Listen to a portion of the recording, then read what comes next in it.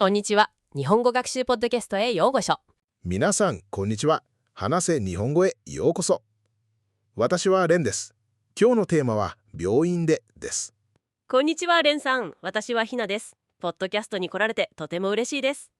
今日は日本の病院で使う言葉を勉強します。山田さんの場合を考えましょう。はい、これはとても便利ですよ。日本語を学ぶ人にとって病院の言葉は大切です。まず予約をします。予約は英語でアポイントメントです。電話で予約するとき、何と言いますか？いい質問です。すみません、予約をお願いしたいのですが、と言います。とても丁寧な言い方です。そして病院は何を聞きますか？病院はこう言います。お名前をお聞かせいただけますか？これはお名前、ネームを聞くときのとても丁寧な言い方です。ただし、お名前はとても丁寧なものですよ。丁寧は丁寧と書きます。ポライト、リスペクトフルという意味です。そしてこう言います。山田並木です。簡単ですよ。自分の名前だけ言えばいいんです。と申しますは小さいことですがとても大切です。私は山田ですよりも書き言葉で山田と申しますの方が正式です。それでは病院に着きました。受付で何を言いますか？まず、おはようございます。またはこんにちはと挨拶すること。そして、何時に予約した山田と申しますと言います。そして受付の人は保険証をお持ちですかと言います。保険証は健康保険のカードです。日本ではとても大切です。そうです。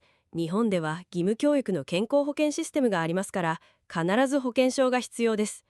一般的に医療費の 30% を自分で支払います。それすごいですね。保険証がないと全額自分で払わなければいけません。とても大切です。外国人の方も日本に住んでいる場合は居住者健康保険に加入できます。とても大切な情報ですよ。肝心なのですが、入った一番大切なことは症状を説明することです。症状は英語で symptoms です。ひなさん、ロールプレイしましょう。はい、いいですよ。いくつかよく使われる症状の言い方を教えます。まず、熱があるとき、熱があります。熱は fever です。そして喉が痛いときは？喉が痛いです。喉は throat、痛いは painful、または it hurts です。体のどこかを言いたいとき、喉が痛いですというだけでいいんです。簡単だ。じゃあ、頭が痛いときは頭が痛いです。お腹が痛いときはお腹が痛いです。その通り、パーフェクトです。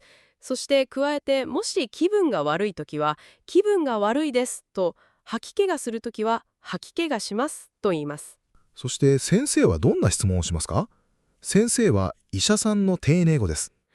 先生はこう考えるでしょう。いつから病気ですか？どのぐらい痛みますか？アレルギーはありますか？というような質問です。アレルギー。アレルギーは英語から来た外来語でアレルグーから来ています。日本語には英語からの言葉がたくさんありますよ。診察中によく用いる言葉も学びましょう。医者さんがここを押すと痛いですかと言った時の答え方は？もし痛いなら、はい、痛いです。痛くないなら、いいえ、痛くないです。というだけです。とても簡単ですね。医者さんが口を開けてくださいと言った時は？口を開けるだけです。くださいは英語の please のようなもので、それに従うだけです。もし英語だけ話せるなら、くださいで終わる分には従うだけでいいですよ。それはとても便利なコツですね。くださいを聞いたらそれに従うだけ。そして医者さんに質問するときは、すみません、ちょっと聞いてもいいですかは使いやすいです。大切な表現ですよ。診察の後、薬をもらいます。薬屋は英語で pharmacy または drugstore です。薬局で何と言いますか？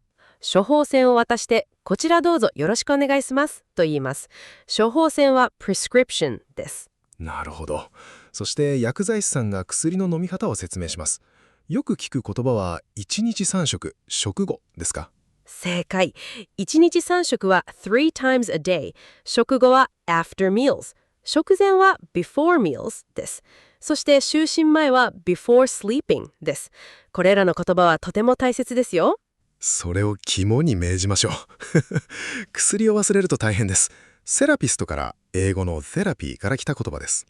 そうですね。日本語には英語からの言葉がたくさんあるので学びやすいですよ。